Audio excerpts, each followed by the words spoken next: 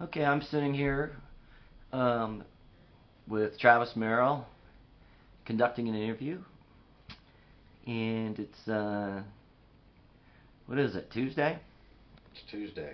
It's Tuesday, January 20, 8th. something like that. Okay, Travis, what about high school do you remember the most? Not going. Not going. Not going. Slept in class. Slept in class. Yeah, we smoked. Yeah. What would you do when you would not go? Where would you go? We would go up to the mountains and winter stick in the winters. Yeah? You know? Were the ski resorts letting you do that then? No, you had to hike. You had to do backcountry. You weren't allowed on the lifts. What was the first snowboarding you ever were exposed to? It was in '79. Had an old winter stick round tail with a skag and rubber band bindings that you just wrapped around your shoes. Mm-hmm. I went up with my brother on Christmas Day, and it's an avalanche field called Hell's Gate. It had come down like 2 or 3 times on top of itself. It completely closed the road. It was 30 feet deep down to where the road was and into the parking lot. And we just drove our Jeep right up to the base where the slide ended. And we hiked up, and it was avalanche packed snow, and we hiked up for probably 30 minutes worth of hiking to get, a 5-minute run. And on our third run down, the cops showed up with the rangers, and they were freaking out, man. We came sticking down and slide up. What's the problem? And they're freaking out. You've got to get out of here. What the hell is your guys' problem, man? This is an avalanche zone. So the cop ended up getting stuck, and we ended up pulling him out with our Jeep. But yeah, they kicked us out and just said, "You guys are idiots, man. This is a freaking avalanche zone. It could come down. It's Hell's Gate. It's named properly." So that was my first one. And after that, I was hooked. I would get up there any chance I got. Were the snowboards made of wood back then, or? They had fiberglass on them. The Burtons were still wood. Mm-hmm. But we were winter stick or die. Mm-hmm. Dimitri was here in Salt Lake from France, and he basically invented it. Mm-hmm. And they were old, but yeah, they were wood in the middle with just a little plex on it, and they would delaminate on the sides. My board had 2 pieces of wood with bolts screwed through it, and then the bolt tips came up through, and that would stick into your boots. And then I also took some epoxy and some broken glass and put that on there to grip your feet. And if you wiped out, you came out of your bindings and your board would be gone and you'd walk down.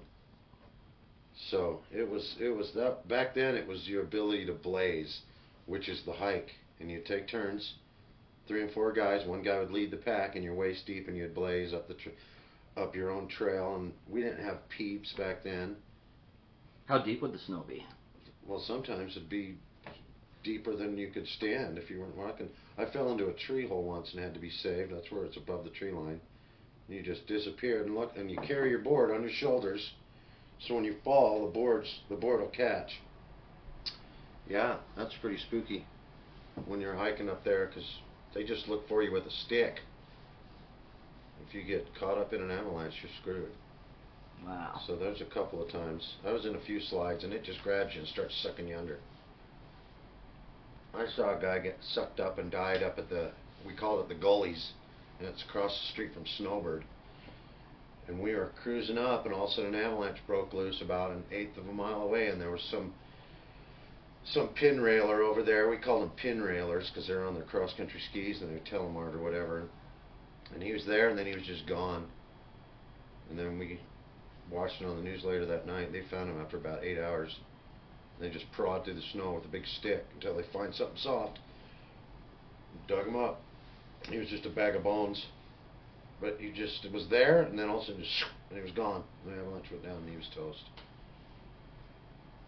What do you remember about like all the friends and stuff like that, the Friday, all that? How did you get involved with those, with all that? Skating. Skating? Everybody was a skater. Skating and punk gigs. There was only a handful of us back then. Where did you skate? We first started skating at Rocky Mountain Surf Park. Outdoor channels, snake runs, open bowls. It was killer park. There's never been another one like it. It was a lot like the Del Mar Park out in San Diego. And then people with half pipes, make your own half pipe, make even a quarter pipe, anything, street skate, anything with a bank, anything with transition. Rad, dude. Grab the bumper on a car, tie a rope to the back of a motorcycle, drag you around the parking lot, skate any chance I got. Just skate all over town, back and forth to school. Didn't matter. You skated. That was it. Well, when you were in high school, were you involved in that accident up Big Cottonwood Canyon? Where everybody got hurt? I was. Who all was there? You want to tell me in your own words what happened that day? That day, we were at my apartment complex. I was a little runaway. I remember that apartment. I was 14 or something. And my old man weaseled this manager into letting me move in with a bribe. And I remember we didn't have any power. Some lawn chairs and a stereo on our board, sitting there in the dark, happy as shit, listening to Dead Kennedys and stoked to not be living at our parents' place. There was another apartment complex next door. Jerry Lidke lived there, his mother lived there, and each of them had pools. So it was one of those days where the girls came by, Michelle Pino and Pat Packer, Chris Stott, and Trish Quick, Kirk Lobeke, who was a friend of mine. He wasn't a punk rocker, but he was cool. And myself had a pool party. And it was fun. It was just good fun. We weren't really even, we weren't drinking or doing drugs like we a lot of times were. It was just a good old fun day. And then we decided to go up the canyon to finish the day out. And then we're cruising up the canyon. We're in a Scirocco. I was with Tricia in the back seat. Michelle was in the front seat with Kirk, who was driving like one of those old Scirocco's. And out of one of the campgrounds, some people, the guy looked like a biker hippie, was in a Corvette. And he was going to make a left to go down the canyon. We were going up the canyon, and he was sitting in the exitway, and at the last second, he decided to pull out, and he zipped out of there. And there was a Chevy Nova with a woman and her son, and they were driving down. So they laid on the brakes, and she started skidding. Kirk reacted. We couldn't go right because that would go off a cliff down. On the left, the cliff was going up. So he swerved left and laid on the brakes, locked it up. The lady in the Nova was locked up. She was coming at us. And we almost got around them. Everybody remembers the last two words, and it was me saying, "Oh shit." The front right passenger side hit the front right passenger side of the Nova. It pushed their car about 15 feet back. The Scirocco, which was small, lifted off the ground, did a 180, probably 5 or 6 feet into the air, and then landed wedged into the side of the cliff. And it was totaled. The engine came through. The girls went through the windshield back into the car. I went up into the roll bar. Kirk broke the steering wheel. It was pretty gnarly. And the dust settled, and we were wedged in there. Everybody got fucked up pretty badly. Michelle took the worst of it. The motor was on her lap. Packer and the other girls came up behind us. They had been around a turn, so 1 second they'd seen the back of her car, and the next second they came around the turn, and there was the mayhem and the wreckage. The Corvette just sped off, went down the canyon. Someone who'd seen it and saw that he pulled out actually chased him down and stopped him and made sure that he was involved, and they found out that he was the cause of that wreck. And it was pretty hairy. They had to bring the jaws of life to get the girls out. There's blood, they're screaming. I started I took my socks off and tied it around. Michelle was in the front seat and her face was pretty much gone. Her eye was gone. I remember telling Kirk, let's look for her eye. We looked around on the carpet and all that. We couldn't find it. The blood was coming everywhere. It was just squirting out. It was brutal. Michelle was trying to scream. Tricia was screaming. Asked if everyone was okay. We couldn't. We tried to move Michelle. We couldn't. Pat Packer. Oh, Shane Carlin. Shane Carlin was there as well. That's right. And they came running up to the car. So I started getting Tricia out of the car. Got her out of the car. Pat Packer was right there, man. That guy was a hero right then. Shane was there helping get us out of the cars, and then we couldn't move Michelle. Her hips were all broken. The motor was right on her. She'd gone right through the windshield and then back into the car. It was pretty gory. I took my socks off. That's right. Took a shirt off and tied it around her face. There was a flap of her skin that had fallen down. It was hanging in her chest there. I pulled it up and then tied it around her face to just kind of pull that up. I didn't know what to do with that. Tricia had some pretty meaty gouges out of her head, and they were bleeding hardcore. It was squirting all over everything. So then that's when I took the socks. I tied those around and pushed the skin back over those. And then I tried to get out of the car, and I'd done a few things, and then Pat was saying something to me like, hurry up and help, and all of a sudden I couldn't move. I was paralyzed. My neck, I have spinal injury there, and then I was paralyzed. So they dragged me out of the car, and I laid on the side of the road there listening to this, and the emergency crews got there pretty quick and proceeded with the jaws of life to get Michelle out. They brought in the life flight helicopters. It was pretty panicky. I remember some woman coming up to me and asking if I needed anything, and I said, I need a cigarette. I was young, and she said, I don't think I should. Give me a goddamn cigarette. So I sat there, and as they pried Michelle out, which was Harry, they loaded her in the helicopter and took her away and put us in ambulances and took us away, and she had 7 different plastic surgeons that put her face back together, and apparently her eye had fallen down into the socket.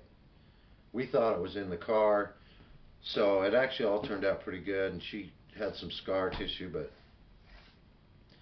we were the handicap crew for a while. You'd see all of us together, and I'm in neck braces, Michelle's in crutches, and Mal's wired shut, and Tricia and Kirk, and yeah, we all got out of there with our lives. It was pretty hairy. Fucking hairy day. What do you remember about the Fry Guy was over off 7th East, wasn't it? Mm-hmm. Yeah. I remember Zane painting his room black. Zane was a little morbid back there. He went through a little morbid phase.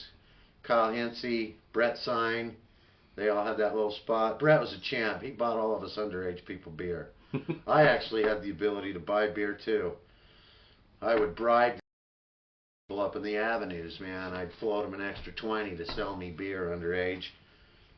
And if that didn't work, we'd get Chris Stock to go over to the Albertsons and just steal it. She would always be, come on, Chris, come on, you can do it. Damn it, you dick, and she'd go do it. She'd just walk in and drop 2 cases into her big bag and walk out. What would she say? You guys are a dick. You're a dick. Screw you, dick. Fuck you, Sprout. So I'd call her Hogler. Fuck you, Hogler.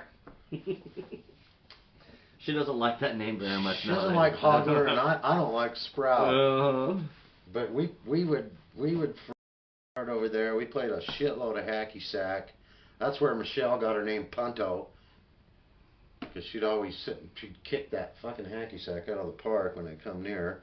That's where Seal Man got his practice in. We all know who Seal Man is. Johnny Moe. What would he do? He'd seal it on his forehead. The hacky sack would stick on his forehead. And that was his little trademark. So we started calling him Seal Man. He was the better hacky player out of us.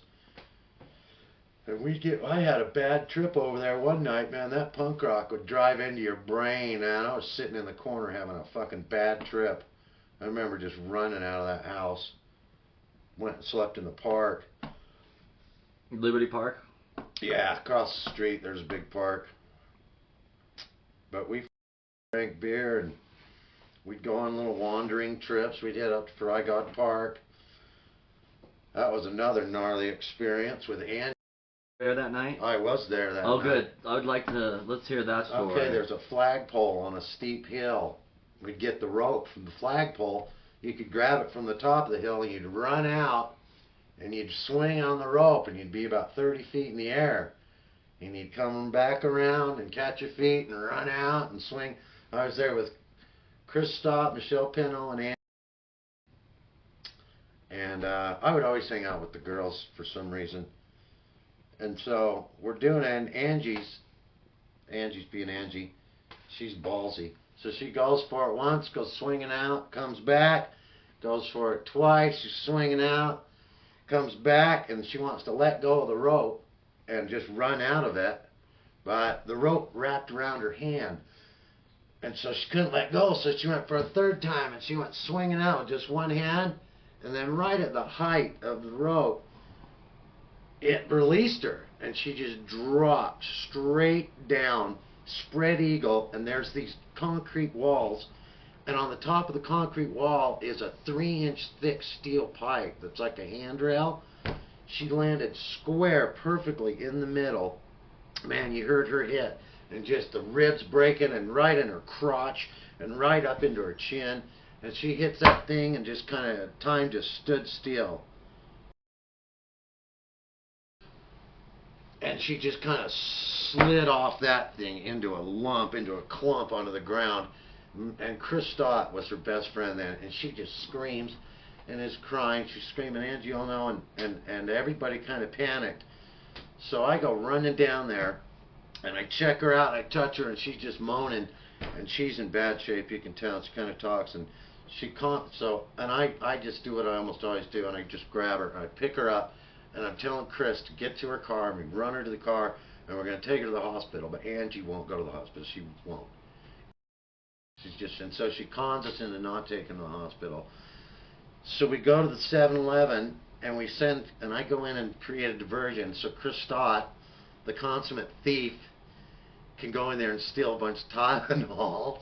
And so we spend the rest of the night in the car helping her come down.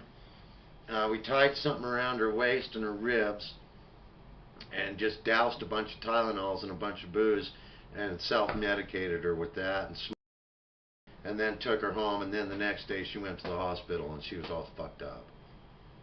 But again, walked out of that situation. Man. Yeah, it was pretty gruesome watching her fall. Everyone just froze. And it seems so unreal that it even is happening. And I have a panic button in me. I start grabbing people and throwing them over my shoulders and running. Were the other people just as afraid, or were they making fun of her, or was anything funny going on that you remember? No. It was scary as hell. Girls were crying. I had to tell everyone to just shut up for a second at one point and get her to the hospital. She wouldn't go. There's no way she's going to the hospital, because there's just no way she was going to go. She turned out fine. Went to the hospital the next day.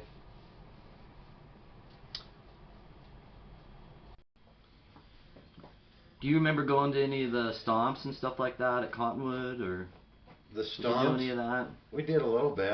I went to one. I avoided those dances. I avoided school in general as much as possible. Girls would ask me to go to these prep dances and all that, and we'd say no way. But we went to one, and we brought an Agent Orange album to there, and conned him into saying, okay, we'll let you play one song off of that at one point. So a bunch of us went there, and we were all just kind of hanging in our own little group on the side, and we talked him into putting Pipeline on. So he plays Pipeline, and all of us punks go running out, and there's normally a little dance. Well, we turned it into a little slam dance. I remember I'd come there with Pat Packer, and Pat Packer was kind of a pretty boy back then. He was a GQ guy, but he was a punker at heart. We all knew that, but everybody else in the school and stuff just perceived him as some sort of pretty boy. And all the jocks got over in an area, and they took turns running as fast as they can into this and taking swings at us because we're in there slam dancing. They thought it was funny. I remember us standing and I was slamming with Pat, just doing your standard circle jerks, kind of a stomp. And Keith Reevely, who I was friends with everybody in school. I was friends with the punks, with the mods, with the 4x4, with the preps. I hung out with all the girlies, and so they didn't have anything against me. And this guy was a monster, man. He had hams for fists. Just dropped Pat right next to me. I saw him for a second, saw Reevely, and Pat was down. He was out. So consequently, we ended up leaving that dance and going off and doing our own thing. Yep, I remember a lot of that. We would just pull the car over on a dirt road, turn on some punk, and slam with ourselves if we couldn't find a gig to go to. Mm-hmm. So that was back in the days with the Indian Center. That's where your best gigs were. Sometimes they'd have them at the community.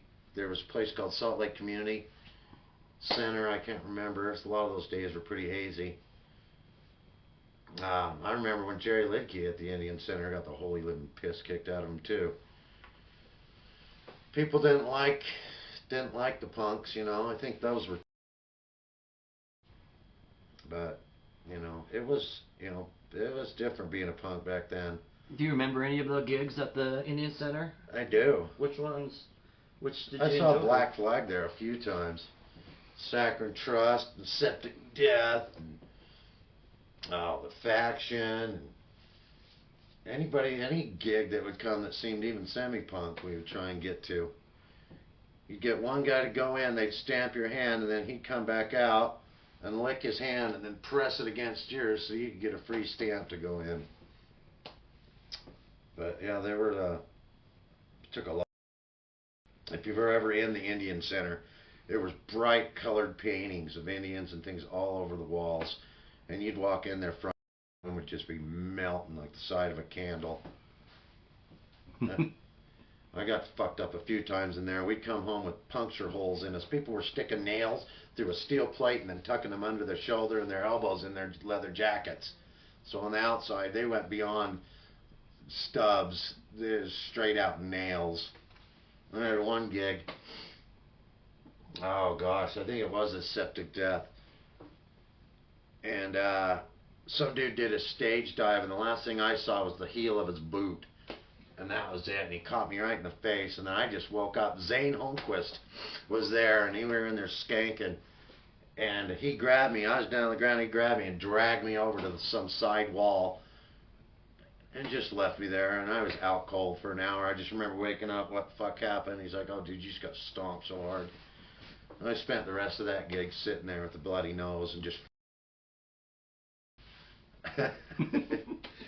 so, but I laid a few people out. We had a small conscience. If I laid someone out or a chick, I'd pick them up.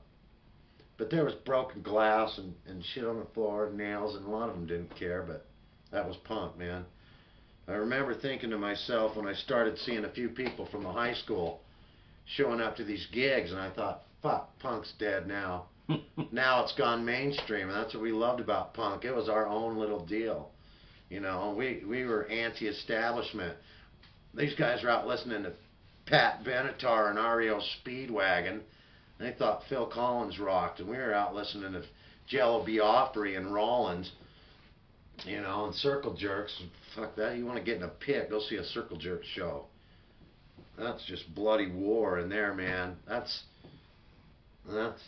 like going to gladiator school, Some of you won't make it.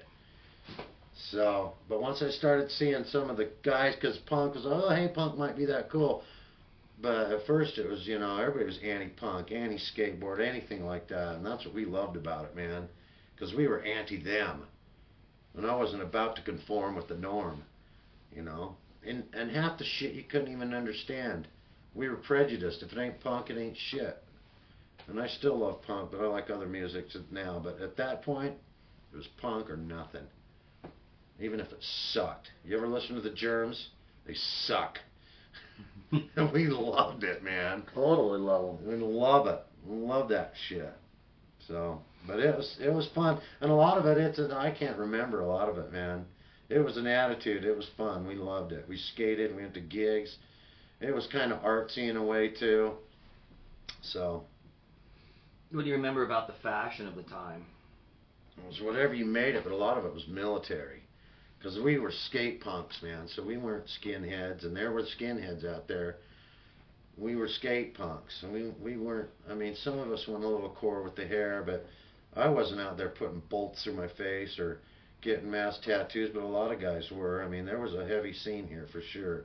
The Hell House was part of the deal. Those guys were not. They went above and beyond. And I remember Bob Bitchin and Steve O'Reilly and those guys would show up to some of our parties, and I'd get pissed, man. The fucker be passed out in my bathroom with a needle stuck in his arm. So we partied in a different way. We partied hardcore, but we didn't take it to the point where we're absolutely killing ourselves and each other. But it was fun. We got in the mix. They had paddy wagons back in the day, in the early 80s. They had paddy wagons that they'd throw you into, and there was a few gigs. We'd go to house gigs where there wasn't enough room to even set up a band, let alone bring an extra 200 people in there, but we did it somehow. And the cops would come, and we would run. Down the street, man. I was fast as hell. I never got caught. But it was fun. It was recluse, man. It was dangerous. And then, you know, the next day you'd be visiting your parents, sitting down having a nice dinner or something, keeping your elbows off the table. You know, we all had jobs too, you know. But when we had the chance, man, you know, punk as fuck. What kind of craziness occurred at Cottonwood? Do you remember any craziness when we would be going to school and things that we would do there? I know what you're trying to get me to tell you about. All right, huh? You trying to... Which one? There's so many, I don't know.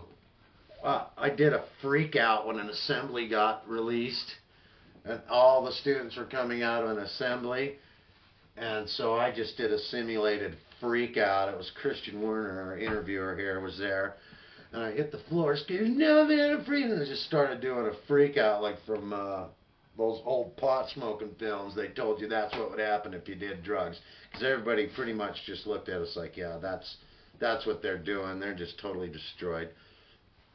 And that caused a few vicious rumors around the school.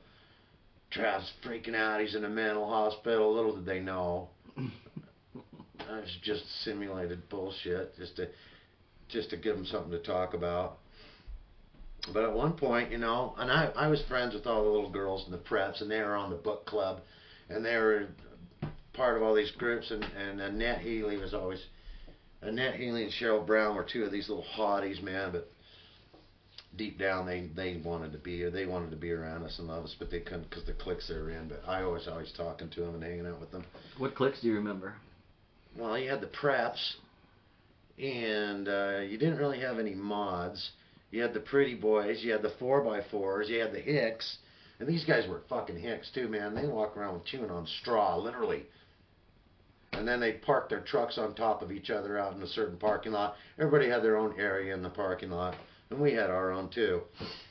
And then the cheerleaders, and you know, and then the brains, and we were the punks. There's a handful. And the South Hall? South parking lot, South Hall, and that was the metal stoners, and I was friends with the rockers and the metalers too, because we'd always end up at the same parties sometimes, not always, but sometimes you'd run into each other, and they didn't like all of us though. They didn't like Chet Sign. I remember a few of my buddies dragged his ass in the bathroom and shaved his head all fucked up. I was standing right there, and they didn't touch me. I'm like, hey man, they're much bigger and meaner than I was, so I didn't do a damn thing. But they wouldn't touch me for some reason. I was off limits. I got along with them. But yeah, poor Chet. Were you there, Christian, when they did that? I was there for that. They were two of the biggest jocks in school that should have been refrigerators. Yeah, these guys. They grabbed Chet and just dragged him into the bathroom. Kicking and screaming. And I went in there and I was trying to help him, and I saw him. He's wearing his big steel-toed biker boots back then, and he was, they had him around the neck with a chokehold, and they were dragging him over to these buzzers, and he was frantically kicking at the the switch, the electrical outlet where the thing was plugged in, trying to kick it out of the thing, and then the jocks grabbed me and shoved me out of the bathroom, so I'm outside the bathroom pounding on the door trying to get in there. And then luckily a teacher showed up and went in there, and they didn't get Chet, but they almost got him. Oh, is that? Okay. But they were like within just a microsecond from getting him. They didn't like Christian and Chet. Christian and Chet would cruise around on their mopeds like the Mod Squad. They were too cool for everyone with a fuck you attitude walking down the hall.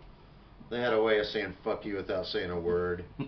They're like stuck up punks or something. Well, we were just from a different They were school from zone. Alta. We went to Alta. Alta. We didn't know all the kids that went to that school Cottonwood that you grew up with because you were from that area. Yeah, Cottonwood was fucking lame though. East High was the punk school. You got more punks out of East High down closer to the city. Yeah. Cottonwood was lame. East High was cool. I hated that school, man. I hated it. I stayed away from it. But it was fun, man. Just like everything else. Half the time I'd go, because there were some rich kids there too, and they would throw some killer parties. And so I'd go on Fridays sometimes to school just to find out where the parties were and hang out in the halls and hang out in the parking lot, and that was it. What, like the Walker Lane parties and stuff? Yeah, just anything in the Cottonwood Holiday area. And they were fun parties, yeah, man. There were a lot of rich kids in that neighborhood. We'd crash them, you know. I mean, sometimes Wayne and I used to crash parties, and we'd just drive around. We'd drive up into the avenues or up the Capitol. Hey, looks like a kegger, because you could have kegs back then, too. Looks like a kegger, let's crash it. Just come up there, hey, what's up? $3, you're in. Crashing kegs. Whatever. Your keggers, yeah, I forgot about those. Keggers were awesome. We were up in Little Cottonwood Canyon doing one. Zane Holmquist. And someone had bought, I think it was Brett. I think it was Brett signed. And he bought the keg because he was old enough. And the cops came. So everybody fucking booked, man. And a few people got caught. And I never got caught. I was always on alert, man. I'm out in the trees watching them confiscate our keg. And they were trying to find someone who was 21. And no one would cop to it because they're afraid they were going to get busted. And so they took the keg. So we went back the next day to the police station, and Brett got the keg back. Oh my God. And we took it to Hell House and sat there all day and fucking polished off the keg with about 5 or 6 of us.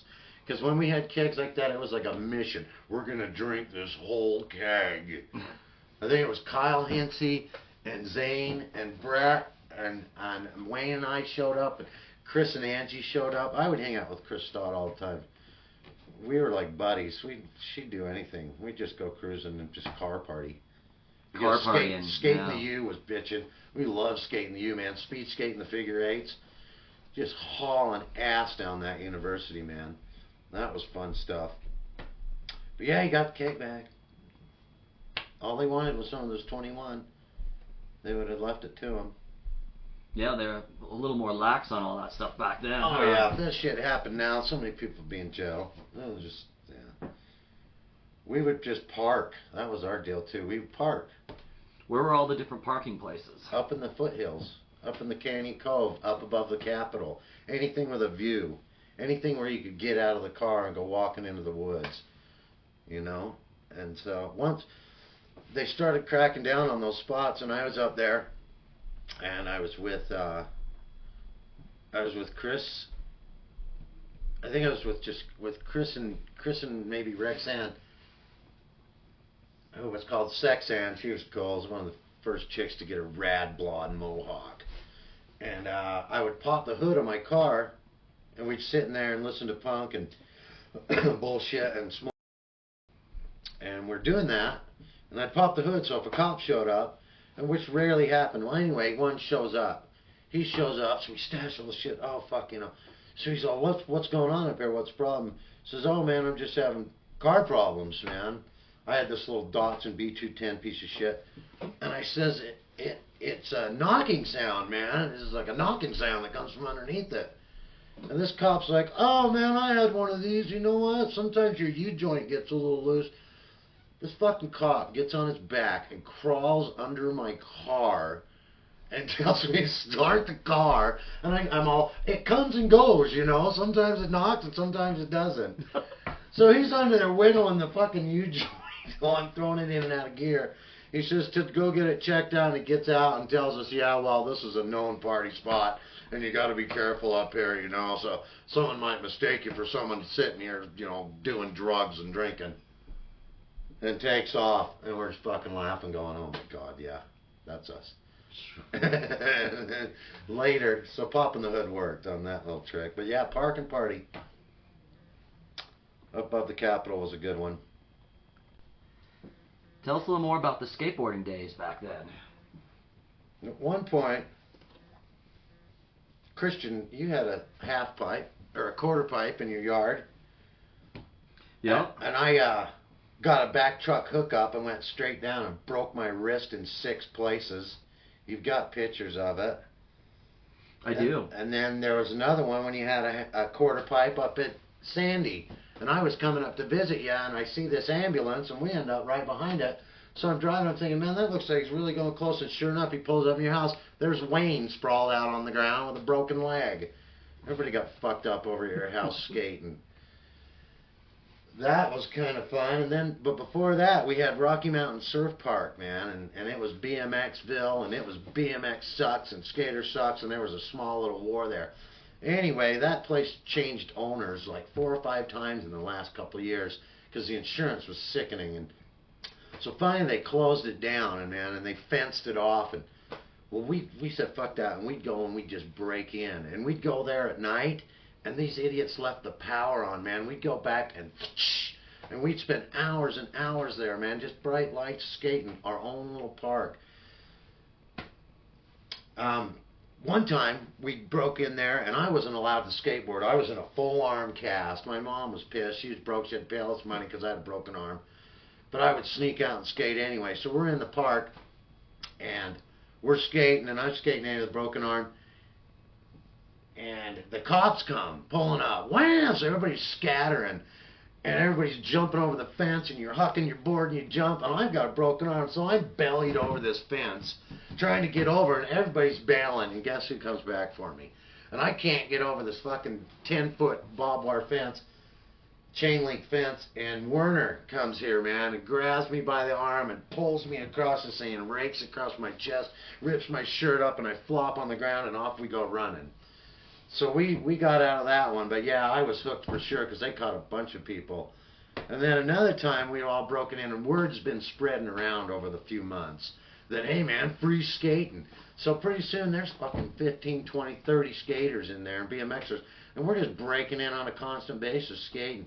One day the old owner, Jack, was his name Jack or something, or Ron, he was a salty, goddamn kids.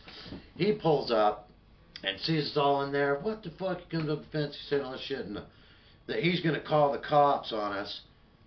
Meanwhile, I've ditched. I'm over in this freestyle area that's got berms, and he's got, you get over here, you goddamn kids, and he gets about a dozen of them up the edge of the fence and tells them he's going to call the cops unless everybody coughs up $10. So he's fucking strong-arming all the skaters for money. And there's this kid named Billy Wilson. He's a spoiled, rotten, fat little fucking prick who always had the most expensive gear, and all this, and to try and look cool for all these people because he wanted to fit in, he paid for like 10 different guys. And meanwhile, I was over there, I think I was with your little brother. I think Max was there that time. And we're just hiding the whole time. And yeah, anyway, Jack fucking strong-armed about a C-note out of all the skaters. But Rocky Mountain Surf Park was fun stuff. And then finally they demolished it and filled it in. But yeah, I'd go there, we'd trip, I'd lay in the bottom of those bowls at night. We slept there one night, we just camped out, you know, what's to do? Let's go over to the skate park and night skate. There's no lights. Sure there is. Blam. I broke into the building, was fishing around. I was really good at breaking into shit. And power, I flipped the switch, and sure enough, man, that shit was on. Never got caught, never got busted. We shredded that place. I still have a piece of coping from, there was a deep pool there, and before they demolished it, man, we took little memorabilia from there. Yeah, that was a sad day when they bulldozed that over. I was the one. Was it you, Christian? Did you help me checkerboard that half pipe? Yeah, somebody did. No, Yeah. I don't know if I did that or not. I was me up there, and we checkerboarded the half pipe. There's some old pictures of us skating. Big old freaking, I had a Bowman. I mean, those things were as wide as they are long now. Fat freaking Powells, rail guards, tail plates, nose guard, risers. We had all kinds of crap. Look at now they're streamlined. But those were fun days. Rocky Mountain Surf Park. That's where I got my name, the Cuz. I'm Christian's Cuz, because a bunch of BMXers wanted to fucking rattle my cage, and Christian stepped in and said, "Hey man, that's my cousin, don't fuck with him. Blood, sugar, and water." So from then on, I've always called Christian Cuz. That's true. We've always been cousins since then. That was when Christian was a BMXer. And I didn't have a BMX bike, so I brought my board. It was called the Tie Stick. Got it in San Francisco, man. I still have that thing. That was sweet, yeah. Yeah, I thrashed it. But we started skating. We'd take turns. He'd let me ride his bike, and then I'd skate, and then he'd skate. And then pretty soon we're like, man, skating's rules. Skating is way harder, way funner, way more dangerous. And then from then on, man, it was skate or die. Yeah. Live to skate, skate to live. And I'm sticking to that program. I'm 40 now, and I'm still dropping in, and I plan to do it until the day I die. There's nothing like when we got those acid drops under control out of 1 and 2. 1 and 2 acid drops. Out of 2, off the wall, back in. Like an 8-foot acid drop. Yeah. I liked short into long, long into bowl, back into long. And then fakies in 2. Christian and I would do fakies in 2 until you puked. 2 at a time. And you'd get so freaking dizzy. Or we'd play tag. Old Chris Nelson. Angie's husband now was the king at tag. But we'd all play tag on skateboards, man. In and out. That's a fuck of a lot harder than you think. Because you're running from someone, and the next thing you know, you're dropping in. It wasn't like it calculated, I'm going to drop in. It was like, I'm out, I'm in, I'm out. That's how I met Aldine. I had been trying to drop this above the top of Big Bull for a week, and I was so scared because it was about 4 feet of vertical and it went straight into long and up a wall. So one Saturday, there's only a few skaters there, and I'm up top getting ready, and finally I get the nerve to drop in, and I drop in, and Aldine would skate really low to the ground. He would crouch, and you couldn't see it. So he's in there carving this bowl, and I didn't know him, and bam, we met head on. Both of us just fucking laid out. And ever since then, we've been friends, man. Yeah, I just saw him the other day at the X-Dance Film Festival, and he wants to skate still. He's still into it. And back in the day, Aldine had way style, big time. He had really good style. He was the power carver, man. Yeah, so some fun times out there, man. I'd skate there and skate back home. Any chance I got, I'd get up there. By the way, I ended up re-breaking my arm skating around, and I was back in that cast for an additional 16 months because of that. They went to take the cast off, and the arm just fell apart because I kept fucking wiping out. That was fun. I was in a cast for about 2 years. Thanks, Christian. Yeah.